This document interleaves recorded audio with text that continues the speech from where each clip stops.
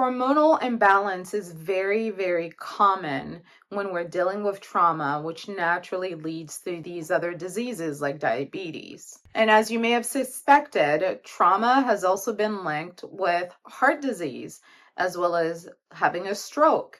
So, trauma not only affects our hormones, it also affects our heart and the way our heart is functioning.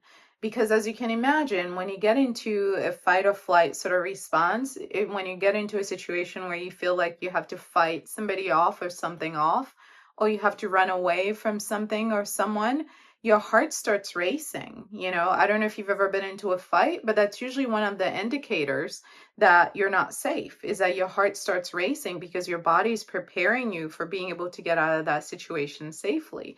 And when we're constantly in this state where our heart rate is heightened and where our resting heart rate isn't able to prevail, if the majority of the time our heart rate is heightened, it creates an unhealthy rhythm with our heart, which then can look like a stroke or heart disease down the line. So as you can see, a lot of physical responses that we have to trauma come from the dysregulation that happens inside our body across these various systems. And when we're continuing to experience situations that put us in that zone, our body does not get to repair. So then we are constantly living in this kind of warlike state where we're hyper vigilant, we're anxious, we're nervous, we're scared. And for some of us, we don't even have the language, depending on how we grew up, to even acknowledge that this is what we're experiencing. For many of us, we're just kind of living life on this high alert state